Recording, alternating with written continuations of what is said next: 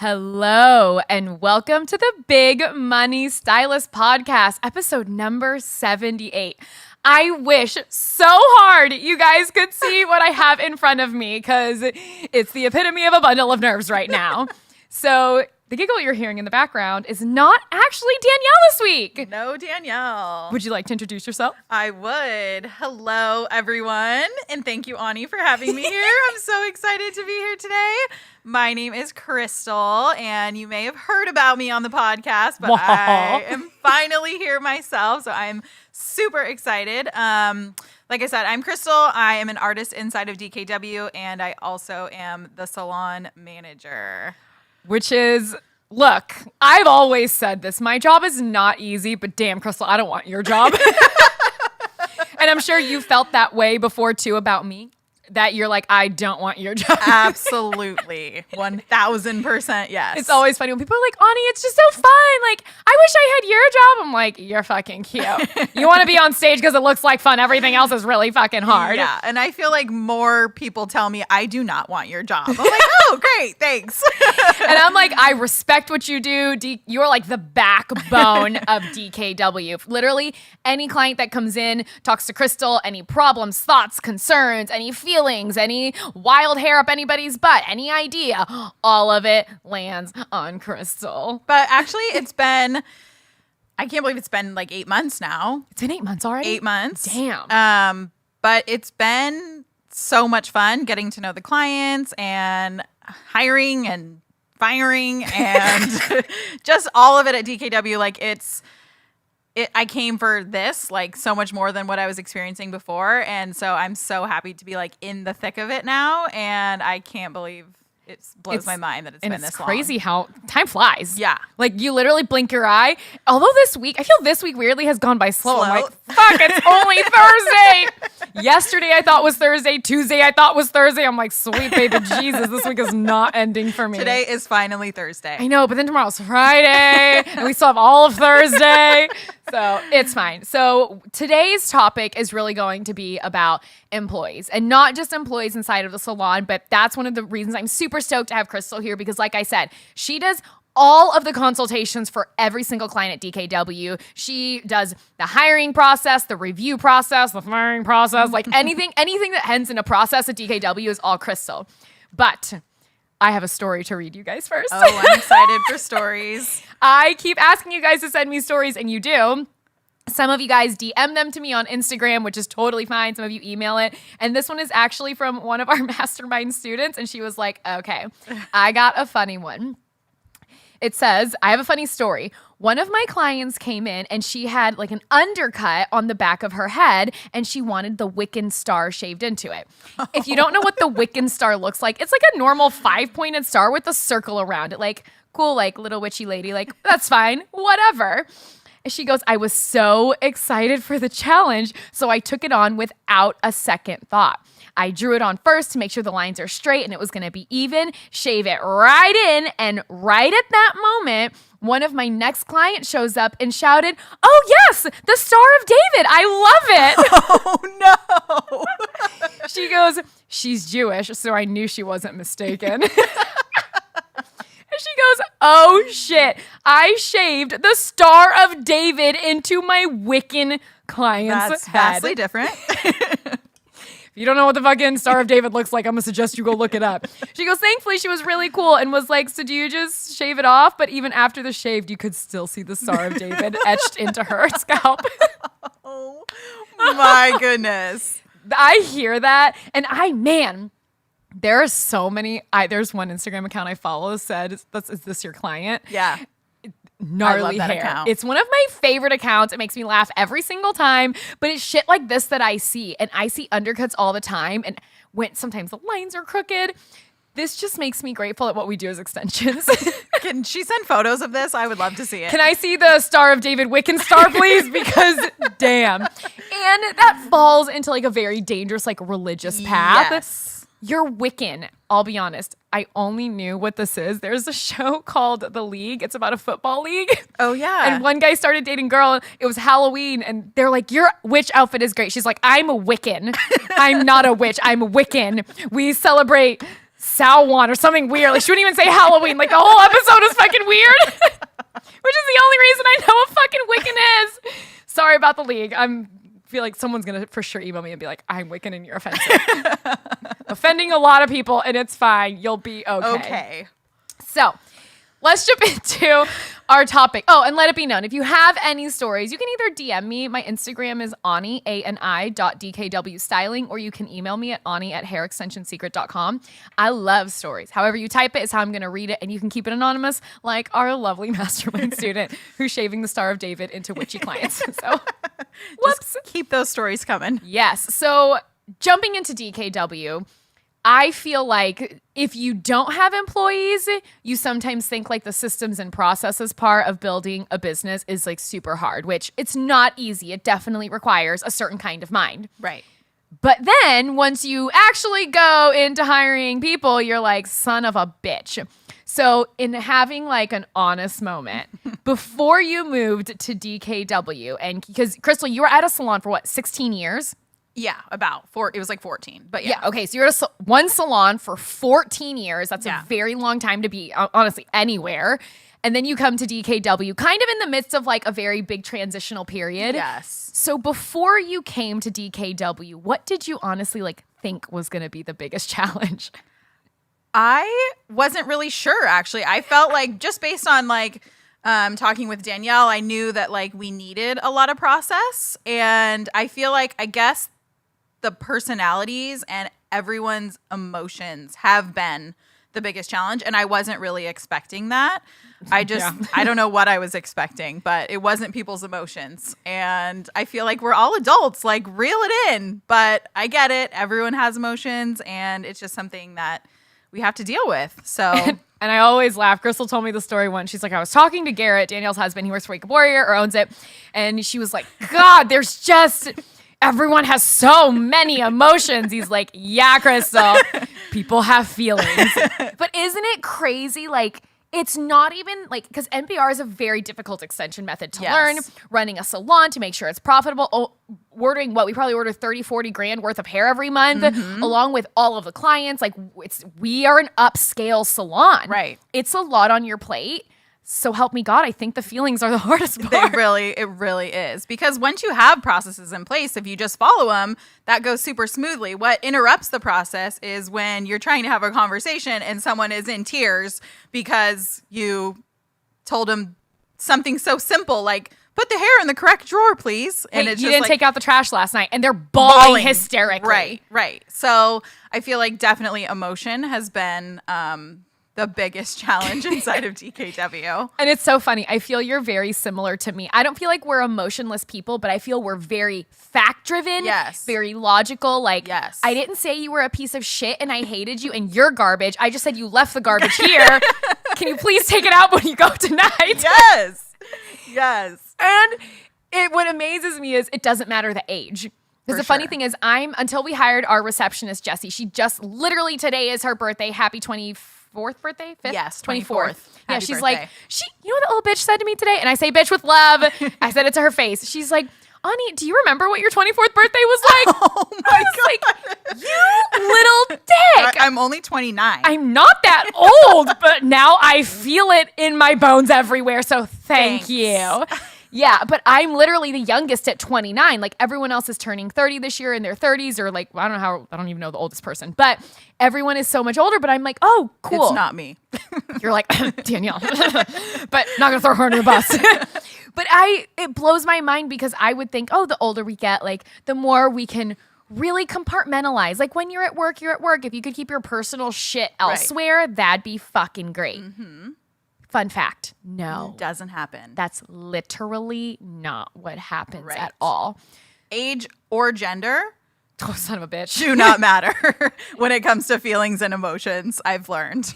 And then the hardest thing is if you have two people that are dating inside the same building, sweet baby Jesus. Yes. Look, I get it. Like, I've been in trouble for dating someone in the company. Right. Not anyone at DKW. It was someone on the Warrior team.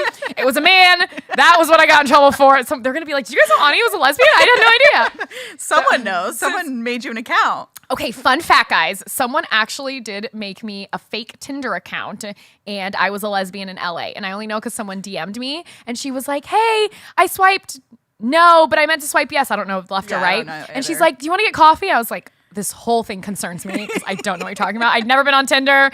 Whole nother story for another day, I guess, but it was weird. But I get it. And there's so many reasons why you shouldn't have people dating inside of one company. For sure. Especially, can you imagine then you're upset with your partner? Let's just say it's receptionist and stylist. You're the stylist. You're upset at your partner because something's fucked up on your books. Then you go home. Then you continue the argument. Then you come fucking back to work. And now you're still mad. And everyone's sitting here like, gross. This is a lover's quarrel. This got real weird. I'm in the middle of fucking work. So obviously, like, we have a huge interview process that I feel is not that it's weird. I feel like it's different than what most salons or even businesses do. So can you kind of explain like what the interview process is for DKW? Yeah. So typically we always will like post on social media like, hey, we're hiring for these positions or whatever it is. And then the first step is for someone to submit a video about themselves, kind of like a video application, but we just ask, like, I'll just list, okay, tell me a little bit about yourself, why you would be a good asset to our team. And from there, you can just kind of get their personality a little bit, see how they communicate. I think a huge part of this is like following direction. So if I post, hey, send me a video to my email and include the answers to these questions, like if you can't follow those directions, it might not be a good fit for your business. And isn't that amazing? Because I feel like it's simple. And I know right now people, they're like, holy shit, a fucking video. But you have to understand we deal with people. If you are in any kind of service industry, I feel it's almost dangerous and risky to be like, yeah, your resume looks great. What if they come in and they're fucking weird? Yeah. Like, look, For people are weird. And I'm not going to say we've had weirdos apply. I haven't seen all of them, but yeah, it can get weird for sure. And it's just like you see their video, you see how they speak, how they act on camera. And I get it. Like, not a lot of people do this. So I'm sure it's terrifying for them to like submit a video. And I just think that in itself is like them doing that work and following the instructions just shows how much they're willing to put into your company because they're already stepping outside of the box to submit a video to you. So who knows like how they'll show up at your business, like probably positively. Or, yeah, they'll just show up differently as opposed to like, I sent in my resume. Whatever. Like, oh, shit, if I really want this job, I have to do a video. Yeah. I've never done a video in my life. Yeah. It just sets to me a different tone for what we do and what we expect. Yeah. And ooh, you're right. We see you now. For sure. And I think back to Jessie, our concierge, she, in her video, like she even said, like, I could tell she was nervous, but like, it's your honest self. And like, I don't put like the nerves against you, like just the fact that you're following direction and submitting the video. But she actually said like, oh my gosh, I've never submitted a video before. This is such a good idea. I'm you're hired. And I can hear her saying it too. Yeah. She's like the bubbly, she's perfect for concierge. Like she's literally perfect for it. Yes. So they go through, they do a video, you watch it. Have you ever nixed someone because of their video? I have, yes. One girl, actually, this is a kind of funny story, and I was like, I think she's an amazing candidate just because she still submitted this. So she was mid-recording her video, and like her phone was propped up and it must have fell or something. So she's like talking, and then she's like, oh shit. And she went to go grab her phone. And so the video ended after oh shit, but she still submitted that video. Oh my God. And I was like, I love that. Like, you're getting a phone interview just for that. At bare minimum, we're going to talk because that's hysterical. Yes. Okay, so they go through, they send in a video, and then what's the step after that? So step after that is then I would contact them and set up a phone call and just to kind of see where they're at, explain a little bit more about the position depending on what it is. We have a few different options at DKW coming on board as like an assistant or stylist or fast track to stylist, concierge and all of those things. So just kind of depends, but they'll always get a phone call with me after. And that way we can just talk a little bit more in depth about their history and what they're looking for and what I'm looking for. And then from there, then I would bring Danielle on board, and she would get to talk with them as well, set up an in-person interview. So it's kind of like a 3 to 4 part process, depending on the position that you're going for. So if you are looking to be a stylist, like fast track to stylist, we would even have them come in and do like a shadow day to see how they operate inside the salon. And it's not to say like we're checking their work, because obviously you can always improve, you can always grow, you can always get better. Absolutely. But we just want to see how you interact and how you show up. And so that's one way. And then also bringing in doing a live model. So that way we can really see how you show up with a client of your own and not just showing up for our client. So it could be a 3 to 4 to 5 part process, just depending on the position that you're trying to go for. And I feel like someone's probably listening and they're like, that's aggressive. Like that is holy shit balls, not easy. But at the same time, what I need you guys to understand, literally the worst possible thing you could ever do is hire out of desperation. Yes. If someone applies, if you're like, send in a video, they send in a resume, you're like, fuck it, I need someone, you're in. Guess what? You're going to hate them from the get-go. Like, honestly, you're not going to fucking like them. Right. Or they're going to show up. They're going to be nothing of what you wanted. You're still going to try to invest time. Now you're frustrated because they're not what you wanted. You're frustrated because they don't understand what they're doing. Like, it just leads to a shit storm. Yes. And I feel like just getting to know their personality, especially in a salon, like I get it. There's laws, labor laws, and you can't like work people to death. I get it. We have to follow rules. Slave labor is illegal. But in a salon, sometimes appointments run longer, especially at DKW. Like, we don't just color your hair, put the hair in, and you're like, oh, it looks okay. Like, it's good enough. 4 o'clock, so you got to get out of here. Like, if something needs to be corrected, if we need to retone, resmudge, do whatever, it's going to get done. And so that might make the appointment run longer. And I know sometimes as assistants, like if they're just helping, they're like, oh, well, it's 4:30 and I'm off, so I gotta go. That just doesn't really fly in the hair salon world. And trust me, I get it. Like I said, labor laws and whatever. We'll make up on another day. Like on Friday, maybe we finish early. Hey, guess what? You get to go home 3 hours early and you still get paid for the whole day, whatever. It all kind of evens out. Right. Yes. And so going through a multi-step interview process, you can kind of feel that person's personality. Like at my old salon, there was several assistants who it's like literally 4:15. I'm like, okay, I need a shampoo in 5 minutes. She's like, well, I'm off at 4:30. I'm like, okay. Well, first off, shampoo takes 4 minutes. So fuck you. We're still at 4:24, dick. Yeah. So you just really have to get to know like that personality and make sure they're a good fit for your business, because if you don't do it in the beginning, you're going to run into more problems, and then you're going to be on the opposite side of hiring, which is firing.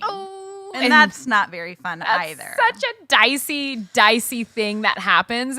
And I know everyone here is cringing. So if you're inside of BMS or Mastermind, we obviously we focus mainly on NBR clients, which means if you have men, if you have women's cuts or kids cuts or a fucking perm, you don't do that anymore. Not because we're like, you let everyone go now. But the ultimate goal is to I almost said stabilize, to maximize your time behind the chair to make the most money you can and not be spending an hour with some wiggly ass kid who's being a total a-hole shrieking in your ear because he doesn't like the clippers or whatever. Yeah. That's a total shit storm. Yeah. Honestly, children and men's haircuts should be more than women's haircuts. Like, they're harder. Children's should be quadruple the price. Every time you move your head, we're charging you more. Oh my God, can we do that at DKW with the wig? We have some wiggly adults, and it needs to be like every time you turn your head and we have to tell you stop doing that, we're charging you another $5 because you're being annoying right now.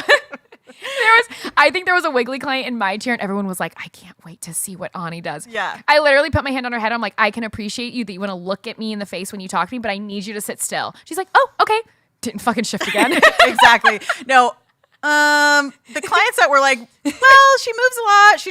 We can't really get them to sit still. We can't get them to show up on time. We're like, we'll put them with Ani. She'll take care of it. Ani's got it. Don't worry. And Danielle, when you listen to this later, I am so nice to all the clients. Don't worry. Never mean to any of them. I'm just like, please, wiggles a lot.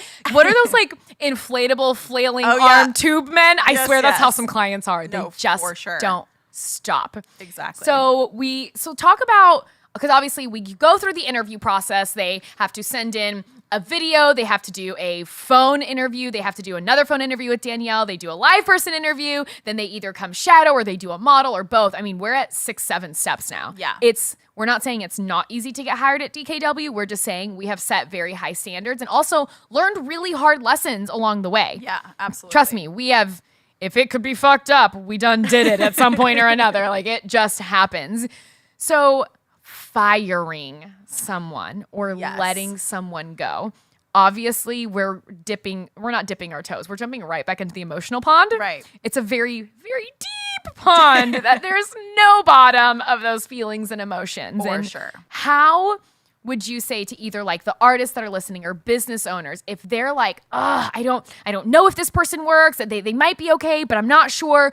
What would you say to them that are sitting in kind of that indecisive mode of, should I fire him? Shouldn't I fire him? Should I keep him? Should I not keep him? Like, how do you work past it? Because you have let people go. Yeah, I think for me, I have to work past my own emotion with it because, especially if you work with people for any period of time and you get close with them, it's obviously great to like your coworkers and even better to like become friends with them. But you kind of have to draw the line at that. Like, at the end of the day, firing someone is a business decision, and I can't let my emotions get involved with that. And I feel like there's been times in the past where we haven't done this just because we're like going back and forth. Well, what about this? What about that? And then you almost feel like a hostage in your own salon or your own business because you're like, well, I'm not doing it for X, Y, and Z reasons or this reason. And it's just, at the end of the day, like I said, it's a business decision and you just have to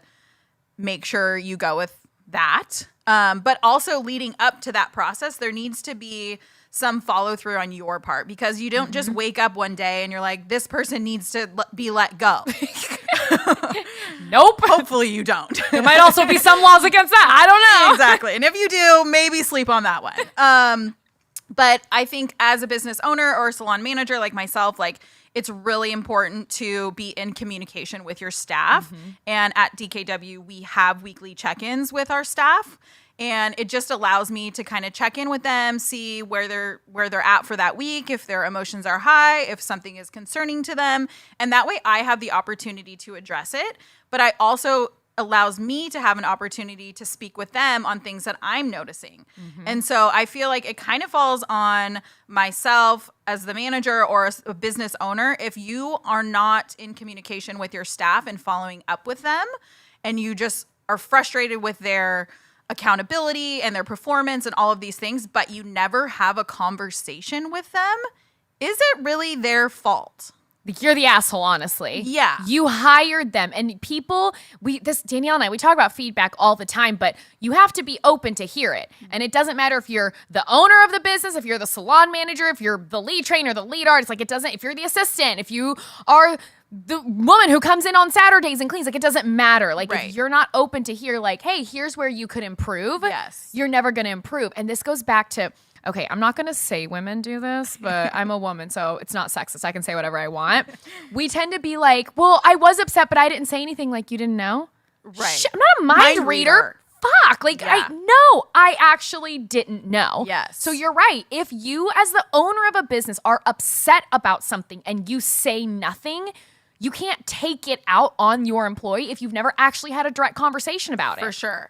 And I just feel like if it's one thing, like it needs to be addressed immediately because over time you forget about it. A week goes by and you're like, oh, well, whatever that person did, I'm kind of beyond it now. And then maybe something else comes up. And now you're even more pissed because you're still remembering the thing that happened last week. Now something happened this week, but you never had a conversation about it. So you're building up resentment with this person that has zero idea.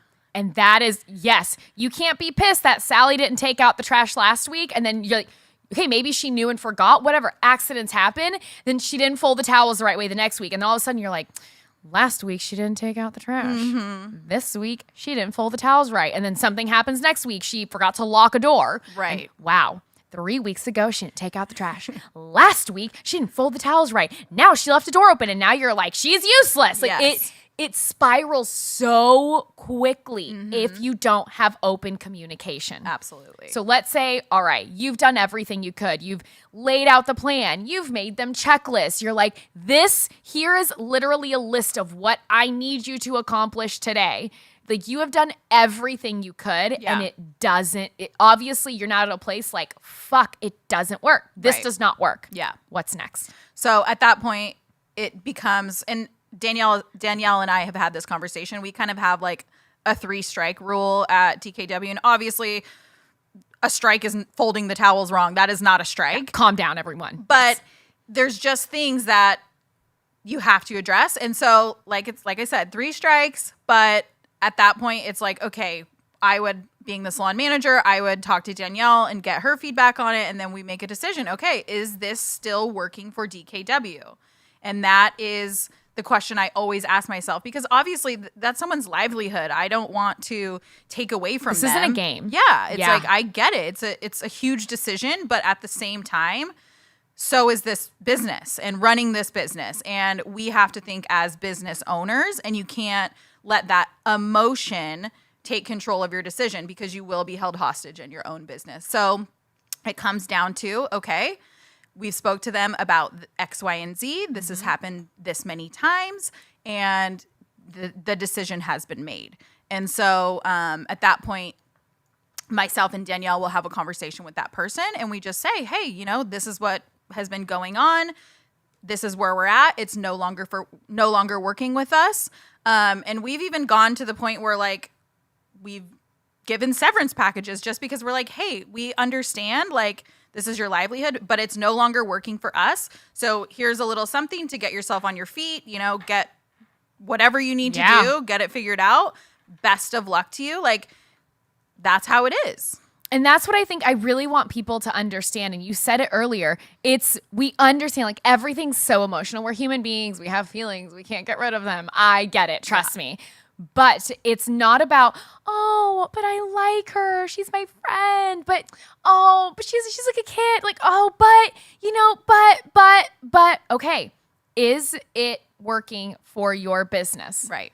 And that's just the frame you have to take with it. If it's no longer working for you, if it's going to impede the growth of your company, which is at the end of the day what everybody wants. If you're sitting here and you're like, I opened a salon because I love it, I just want to help people, you're a fucking liar. Everybody wants to make money. Nobody wants to do shit for free, because if you want to do it for free, you would just do it for free. Like, please don't give me that. Yeah. And so it doesn't have to be some really big, dramatic thing. And that's what we always say. Don't think of it as a collision or an argument. It's just a conversation. Yeah. And sometimes the conversation is, hey, like, unfortunately, this just doesn't work anymore. Exactly. And you can take that same frame with relationships sometimes.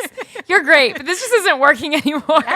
Yes. And so kind of just to back up a little bit before that process, like, once you're having conversations with your employees for, things that are coming up, the other thing that I do is document.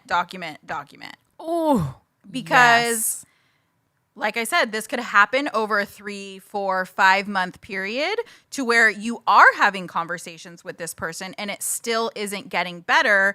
And you get to the point where you're like, okay, it's time to end this relationship. And they're like, but what are you talking about?